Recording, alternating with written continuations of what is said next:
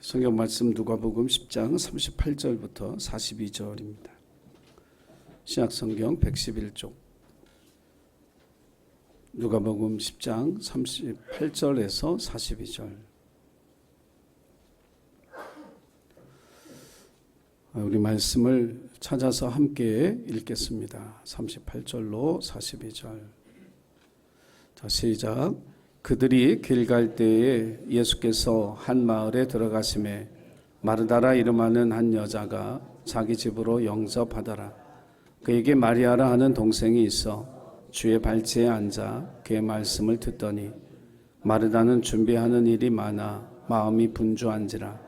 예수께 나아가 이르되 주여, 내 동생이 나 혼자 일하게 두는 것을 생각하지 아니하시나이까.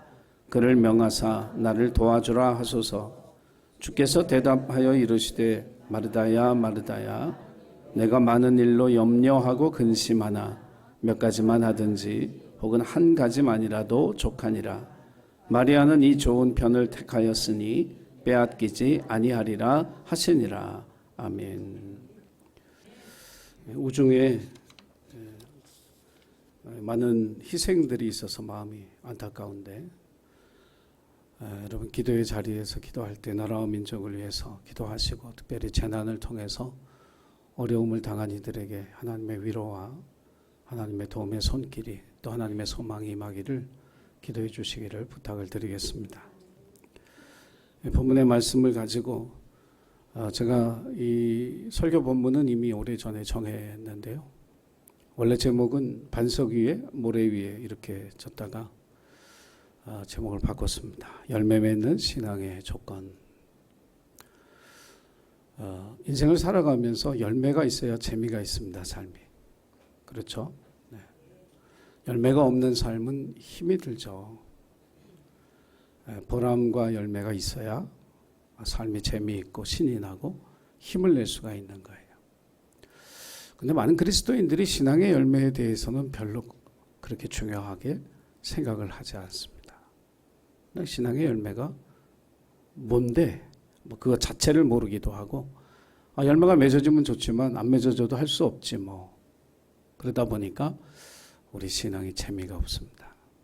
힘이 없고 뭔가 세상을 변화시킬 수 있는 그리스도인으로 서지 못하는 거예요.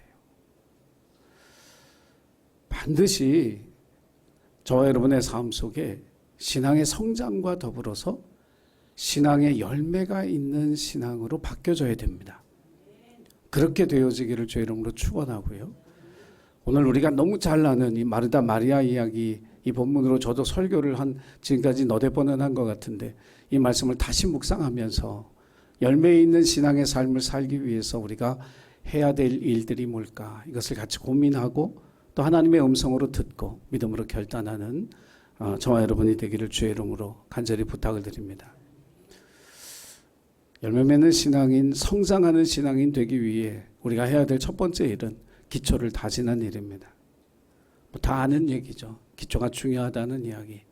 근데 기초가 정말 얼마나 중요한지, 기초가 우리 인생에 얼마나 큰 영향력을 미치는지에 대해서는 아주 심각하게 깊이 있게 생각해 본 그런 사람이 별로 없습니다. 기초가 중요하지, 우리 다 알아요. 그러나 그 기초가 왜 중요한지, 무엇을 위해서 중요한지, 어떻게 중요해야 하는지에 대해서 깊이 생각하면서 우리 자신의 기초를 돌이켜보는 시간이 되었으면 좋겠습니다. 1948년부터 27년 동안 UCLA 팀을 이끌었던 그 미국 대학농구 최고의 지도자 있습니다. 존 우든이라는 사람이에요. 27시즌 동안 이분이 미국 대학농구에서 거둔 성적표는 620승 147패입니다. 전설로 남은 기록이죠. 지금까지 아무도 이분의 이 승리의 전적을 넘어선 사람이 없었습니다. 그의 성공 비결이 뭐냐면 그가 이렇게 얘기했습니다. 난 선수들을 처음 만날 때마다 신발 제대로 신어라, 양말 제대로 신어라, 이걸 강조합니다. 경기의 승패가 어떤 체력이나 기술에 있지 아니하고 가장 기본에 있다는 사실을 선수들에게 항상 상기시켰던 이야기입니다. 아마 경기를 뛰는 선수들조차도 운동화 신는 게 뭐 그렇게 중요해, 양말 똑바로 신는 게 뭐 그렇게 중요해, 이렇게 소홀히 여길 수 있는 이 부분을 강조함으로써 신발을 똑바로 신고 양말을 똑바로 신는 것이 경기의 승패를 좌우하는 것이다, 이렇게 그의 학생들을 지도했고 그 지도의 결과로 놀라운 성적을 거둘 수 있었던 것이죠. 우리가 다 경험하는 일이지만 삶이라고 하는 것이 무너져 내리는 데는 오랜 시간이 걸리지 않습니다. 방학을, 이제 학생 때 방학을 여러분들이 다 겪어보셨지만, 방학하는 그 다음날 학교 가는 날처럼 아침에 일찍 일어나고, 일찍 일어나서 밥 먹고, 일찍 일어나서 책 펴면서 공부하셨죠. 아마 제가 기억에 저를 비추어 보면 방학이니까 늦게 일어나고 늦게 자고 어떤 규칙적이고 원칙적인 생활이 그냥 무너져요. 근데 그렇게 사는 데는 시간이 오래 안 걸립니다. 하루 이틀이면 충분해요. 우리 왜 그 군대 가면 사람 바뀐다 그러잖아요. 네. 그 바뀐 사람이 원래대로 돌아오는데 얼마나 걸릴 것 같아요? 24시간. 너무 짧게 보시네. 오늘 제대한 친구도 있어요. 좀 길게 해주세요. 일주일은 간다고 좀 생각을 해주세요. 사람 원래대로 돌아오는데 쉬워요. 그냥 그 원칙적이고 규칙을 지켰던 그 삶이 무너지는 데는 오랜 시간이 필요하지 않고 많은 힘이 필요 없어요. 그냥 무너져요. 그냥 놔두면. 근데 그것을 다시 세우는 데는 오랜 시간이 걸리고 많은 노력이 필요합니다. 문제는 뭐냐면 이렇게 무너지는 게 쉬워지는 것, 어떤 일이 있어서 일상의 삶이 쉽게 무너지고 또 무너지고 또 무너지게 되면 어떤 현상이 나타나냐면 시간을 낭비하는 것을 전혀 아까워하지 않습니다. 시간을 낭비하는 걸 전혀 두려워하지 않아요. 인생을 낭비하는 것도 전혀 두려워하지 않게 됩니다. 그래서 여러분 인생을 성공적으로 보람있게 열매가 있는 삶을 살기를 원한다면 일상을 규칙적으로 바꿔놔야 합니다. 자기만의 루틴, 생활의 루틴을 만들어 가야 된다라고 하는 말씀이에요. 그래야 공부도 하고요. 그래야 사업도 잘 되고요. 그래야 결혼 생활도 하고 어른으로서의 삶도 살아갈 수 있는 것이죠. 그래서 자기의 일상을 어떤 일 앞에서도 어떤 상황 앞에서도 쉽게 무너지지 아니하는 삶으로 만들어가는 노력, 원칙과 규칙을 만들고 그것을 지켜나가는 삶을 훈련하는 것이 그리스도인들에게 필요하다라고 하는 이야기입니다. 한국 사회는요, 기초보다 요령을, 기술을 더 중시하는 사회입니다. 요령껏 살아, 재주껏 살아, 이렇게 얘기를 하죠. 근데 여러분, 요령껏 재주껏 살아가는 그 삶은 결코 오래 갈 수 없습니다. 히딩크 감독이 우리나라 대표 선수들을 만나서 진단하면서 내렸던 결론이 그거잖아요. 우린 다 기술이 부족하다고 얘기했는데 그분의 얘기는 체력이다. 왜냐하면 기술도 체력이라고 하는 기초가 있어야 덧붙여져서 무기가 되는 것이지, 체력이 없는데 기술만 익힌다고 그 기술이 절대로 통하지 않는다라고 하는 거거든요. 이렇게 기초가 우리의 삶에 중요해요. 그렇다면 우리 신앙의 기초는 뭐냐? 우리가 우리의 신앙을 성장시키고 우리의 신앙이 열매 맺는 신앙으로 되기 위해서 그럼 우리가 다져야 할 신앙의 기초는 뭐냐면 하나님의 뜻을 아는 겁니다. 이게 신앙에 있어서 가장 중요한 기초입니다. 주님의 뜻을 아는 것. 그래서 교회 생활을 오래 하고 신앙생활을 오래 했다 하더라도 하나님의 뜻을 아는 것에 관심이 없고 하나님의 뜻을 알려고 하지 않는다면 그 사람은 절대로 성장하는 신앙인이 될 수 없습니다. 열매 있는 신앙인이 될 수가 없습니다. 나는 그런 사람이 되고 신앙생활하면서 그런 생각을 할 때가 있어요. 왜 내 신앙은 더 잘하지 않는 걸까? 왜 내 신앙은 더 성숙하지 않는 걸까? 왜 나의 신앙은 더 열매 맺는 그런 신앙이 되어지지 못할까라고 하는 그런 의문이 들 때 우리가 살펴봐야 할 게 뭐냐면 우리의 신앙의 기초가 과연 든든한가? 나는 하나님의 뜻을 알고 싶어 하는가? 나는 하나님의 뜻에 관심이 있어서 그 뜻을 찾기 위해서 하나님 앞에 나아가고 있는가를 점검해 봐야 된다라고 하는 사실입니다. 하나님의 뜻을 알기 위해서 무엇을 해야 할까? 여러분, 하나님의 뜻을 알기 위해서 우리가 다 알고 있는 것들을 해야죠. 말씀과 기도라고 하는 이 두 교과서를 붙들고 살아야 됩니다. 그래야 우리의 신앙의 기초가 단단해집니다. 그리고 그 단단해진 기초 위에 높이 올라가 쌓을 수가 있는 거예요. 여러분, 세상에서 건물을 지을 때 위에서부터 아래로 내려오는 방식으로 건물 짓는 거 보신 적 있어요? 절대로 없죠. 그런 것은 불가능합니다. 높은 꿈을 가지고 높은 이상을 가지고 높은 비전을 가지고 거기서부터 아래로 내려오는 게 아니라 기초를 가지고 그 기초에서부터 올라가면서 꿈과 비전과 아름다운 열매들을 성취하게 되어진다라는 사실을 저와 여러분이 반드시 기억해야 돼요. 제가 학교를 다닐 때는 영어 수학을 잘하면 좋은 학교를 갔습니다. 요즘도 그런지는 모르겠어요. 그런데 우리가 좋은 신앙인이 되려면 기도와 말씀이라고 하는 이 두 교과서를 우리가 놓치지 않고 우리가 들어야 됩니다. 자, 사도행전 10장에 보면 베드로가 옥상에 올라가서 기도를 합니다. 환상 중에 하늘에서 큰 상자가 내려왔는데 그 상자를 열어보니까 온갖 날 짐승들, 부정한 짐승들이 들어있었어요. 그러면서 하늘에서 소리가 들리기를 먹어라, 잡아먹어라. 이게 베드로가 유대인입니다. 유대인의 정결례를 그 율법을 아는 사람이 그래서 그 소리에 대해서 답하기를 나는 이런 부정한 음식을 먹지 않습니다. 그랬더니 그 다음에 하늘에서 소리가 들리기를 뭐라고 그랬냐면 내가 깨끗하다고 한 것을 네가 왜 부정하다고 하느냐.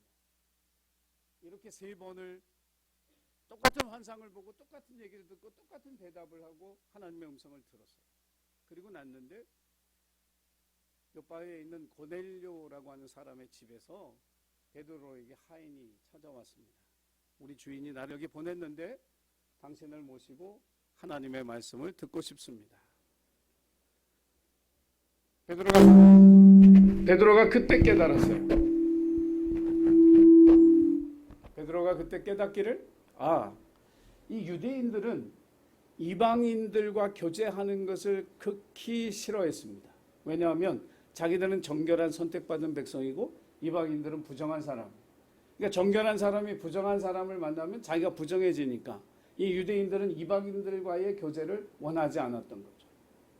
그런데 예수님은 뭐라고 제자들에게 말씀하셨느냐면 너희가 권능을 받고 예루살렘과 온 유대와 사마리아와 땅끝까지 이르러 내 증인이 되라고 하셨어요. 복음이 이방의 세계로까지 나아가야 된다라고 하는 말씀을 하셨던 거예요.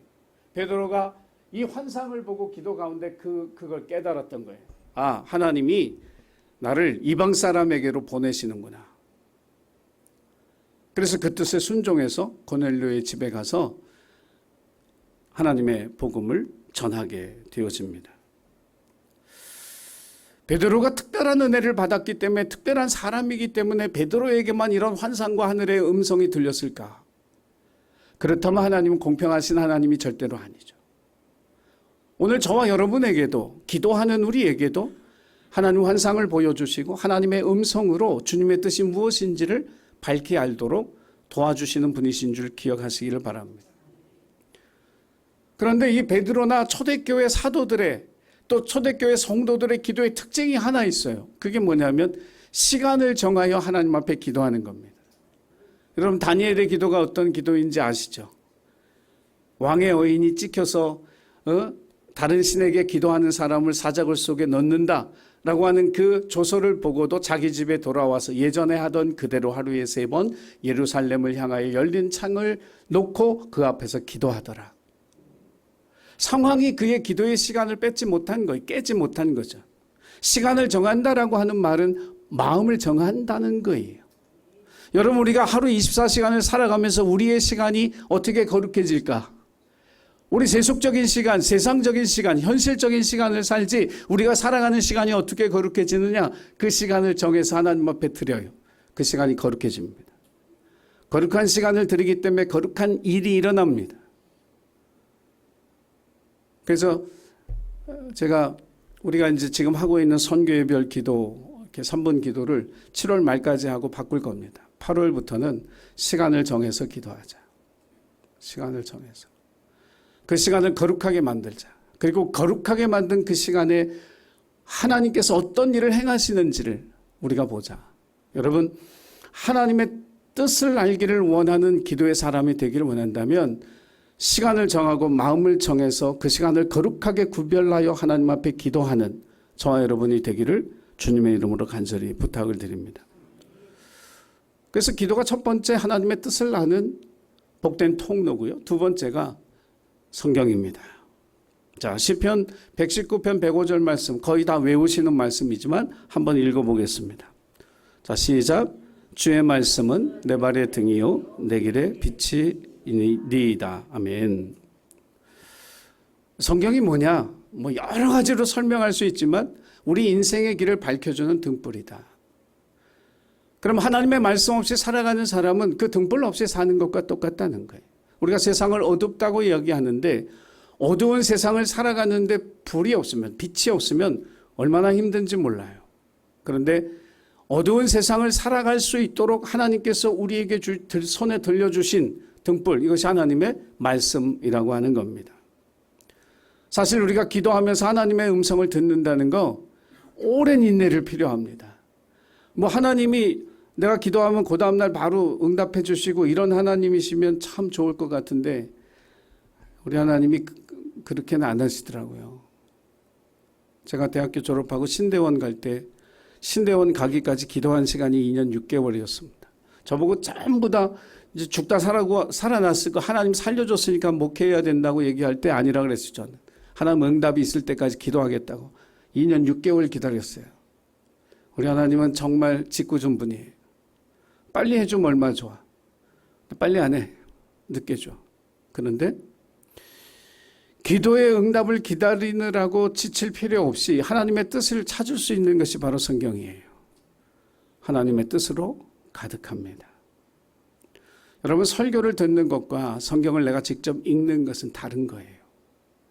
설교라고 하는 것은 이 주석의 틀, 그러니까 성경 해석의 범주 안에서 이 성경을 목회자가 읽고 은혜 받고 해석하고 그것을 삶에 적용하고 여러분들에게 이 말씀을 통해서 여러분 이렇게 살라고 하나님 우리에게 말씀하십니다라고 전달하고 권면하는 것이 설교예요.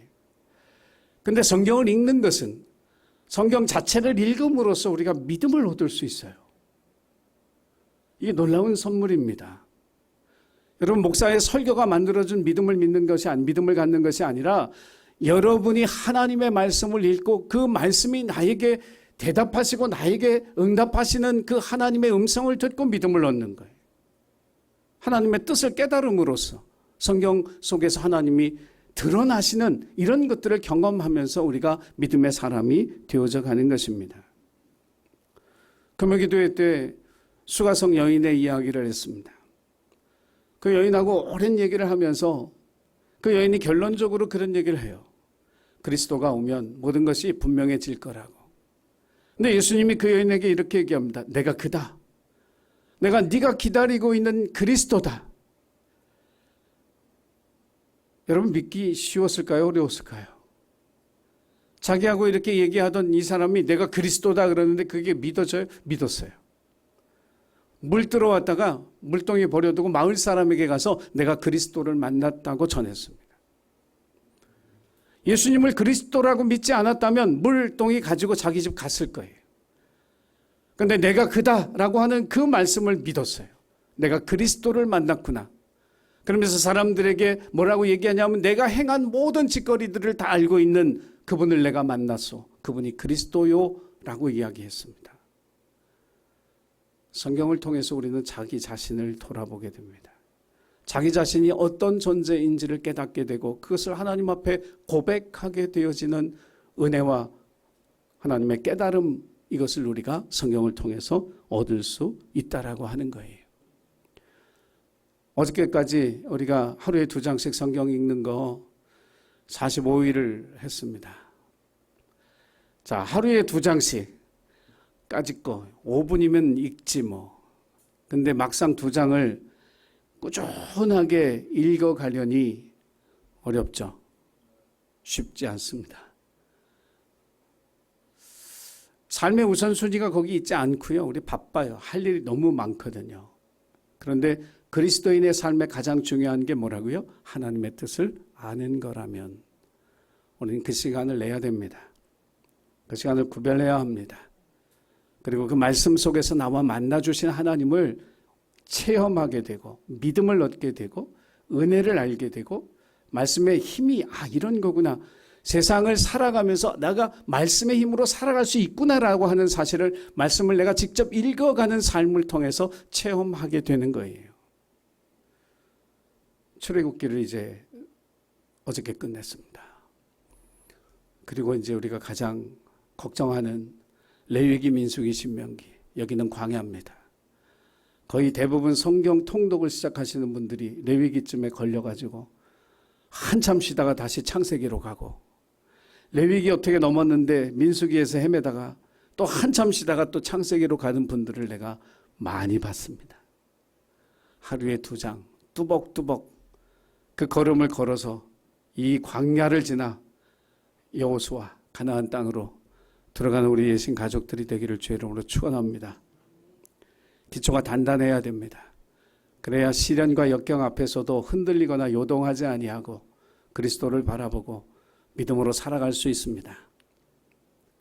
기초를 든든히 하는, 그래서 기도의 자리에서 하나님의 뜻을 알고 또 말씀을 읽으면서 하나님의 뜻을 아는 저와 여러분이 되기를 주의 이름으로 축복합니다. 그럼 2번째 조건은 뭐냐? 우리가 열매 맺는 신앙인이 되기 위해서 필요한 2번째 조건은 분별력입니다. 분별하는 겁니다. 하나님의 것과 나의 것을 분별하는 것도 중요하지만 하늘의 것과 세상의 것을 구분하는 것도 중요합니다. 지금은 세속화의 시대입니다. 교회 안에도 세속화의 문화가 들어와 있죠. 그래서 거룩한 것과 거룩하지 않은 게 구분이 잘 안 돼요. 하나님의 사람과 하나님의 사람이 아닌 사람이 구분이 잘 안 되는 그런 시대를 우리가 살아갑니다. 그래서 이 분별력이 필요합니다. 그런데 이 분별력을 성경적으로 정의하면 무슨 얘기냐면 하나님의 눈과 하나님의 마음으로 세상을 이해하고 보는 거예요. 그럼 하나님의 눈과 하나님의 마음으로 사람을 바라보고 세상을 바라보고 문화를 바라보는 것이라면 이게 세상이 줄 수 없는 거잖아요.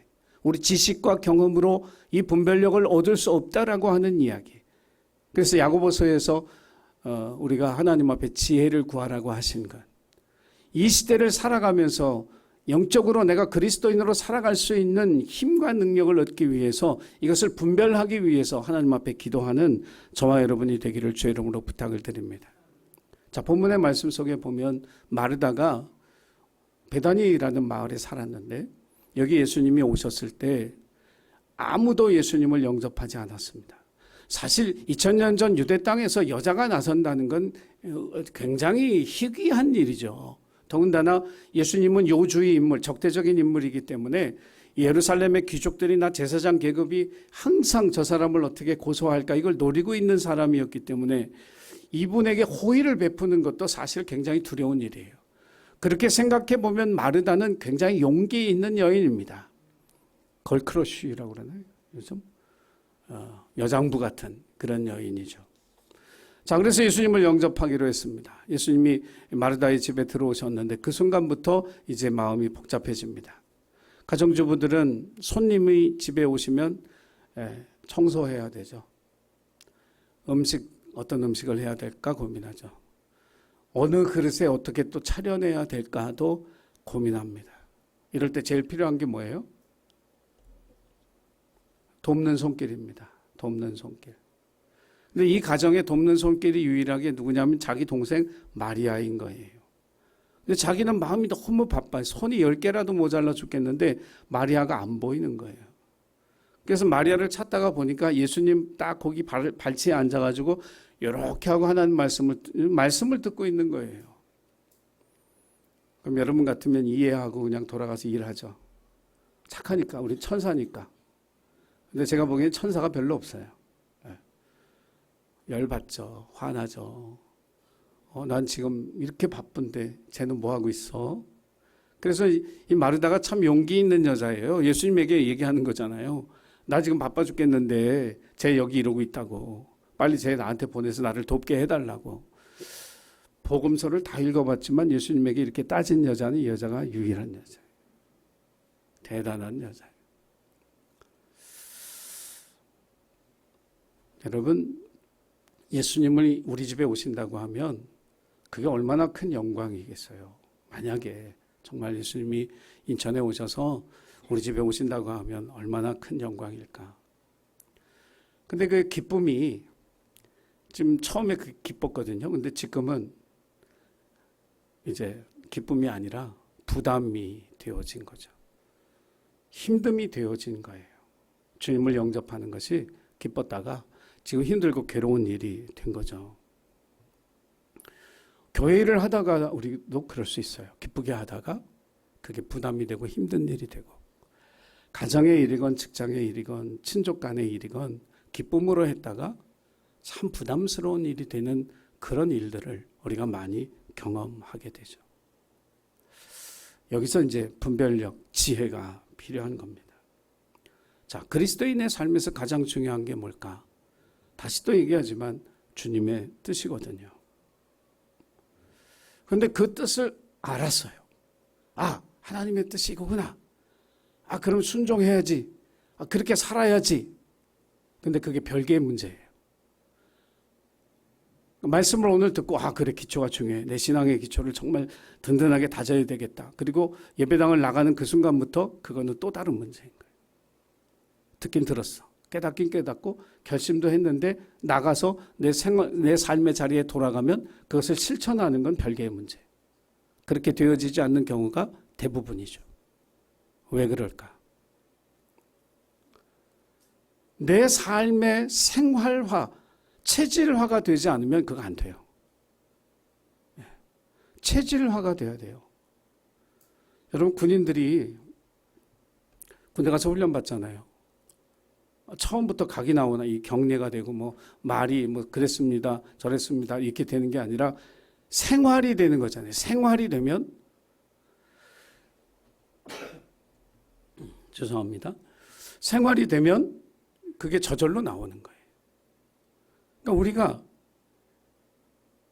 주님의 뜻이 뭔지 알았는데 그게 내 삶으로 되려면 그게 체질화돼야 돼요. 습관화돼야 되고 그것이 자꾸 내 몸의 내 삶의 한 부분이 되도록 훈련하고 연습해야 되는 거죠. 영혼의 혁명을 일으키시는 성령이라고 하는 책을 김지철 목사님이 썼는데 그분이 그 책 속에서 이런 얘기를 해요. 자신에 대해서 질문하지 않는 사람은 절대로 성숙해질 수 없다. 자신의 삶의 모습, 자신의 현재에 대해서 질문 던져야 된다는 거예요. 이분이 그 신학교에서 오래도록 학생들을 가르치면서 학생들에게 항상 강조했던 것이 뭐냐면 가장 중요한 것은 질문하는 것이다. 왜냐하면 질문을 하지 않으면 대답을 얻을 수 없기 때문이다. 인생을 살아가면서요, 하나님의 뜻이 무엇인지 묻지 않으면 하나님이 우리에게 말씀해 주신 대답을 들을 수가 없는 거예요. 하나님의 뜻을 물어야죠. 마르다에게 지금 하고 싶은 얘기가 뭐냐면 일상의 삶이 된다라고 하는 건 뭐냐면 하나님 앞에 주님에게 물었어야 됐다라고 하는 거예요. 주님이 가장 기뻐하시는 게 뭡니까? 주님이 가장 지금 원하시는 게 뭡니까? 이걸 물었어야 된다는 거예요. 다윗이 왕이 되고 난 다음에 전쟁하러 나가면 항상 하나님 앞에 기도했어요. 하나님 기다릴까요? 쳐서 올라가서 칠까요? 하나님 기다려라. 그럼 기다려요. 기다림이 지나고 좀 이따 기도해요. 하나님, 이제 더 기다려요? 아니면 올라가서 칠까요? 올라가서 쳐라.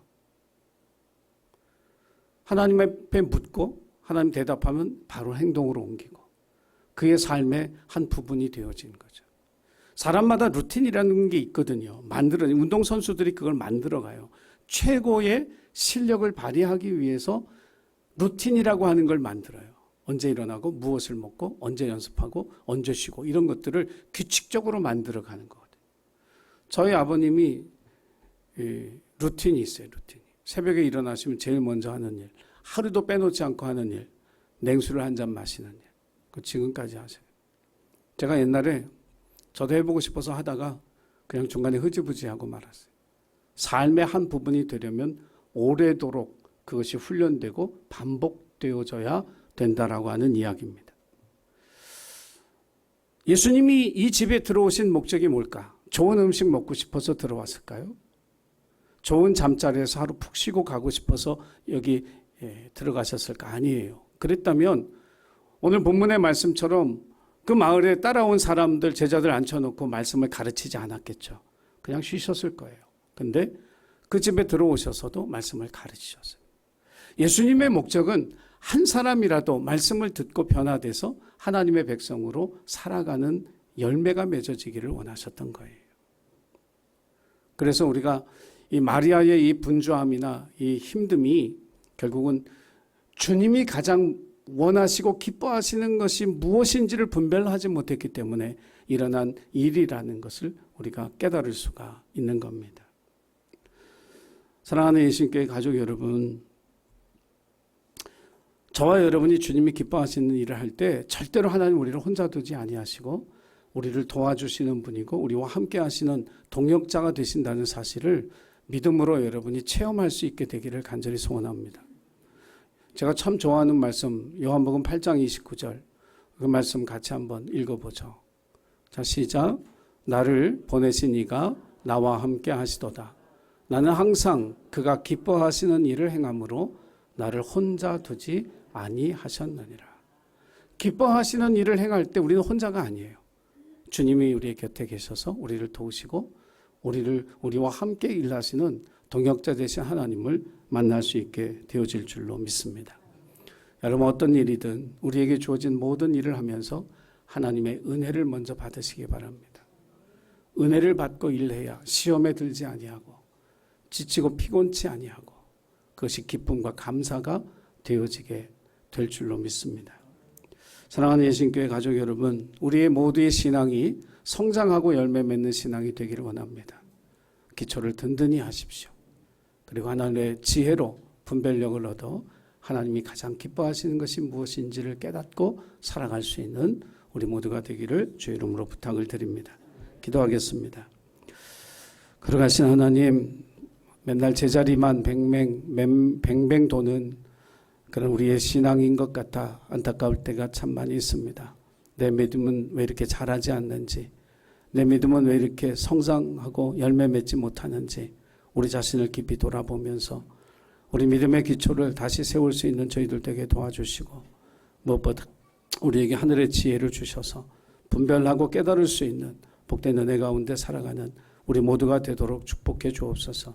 우리를 통해 믿음의 성장이 우리의 눈에 보여지게 하시고 믿음의 풍성한 열매를 서로 나눌 수 있는 예신 가족들 되게 하옵소서. 감사드리며 예수님의 이름으로 기도하옵나이다. 아멘.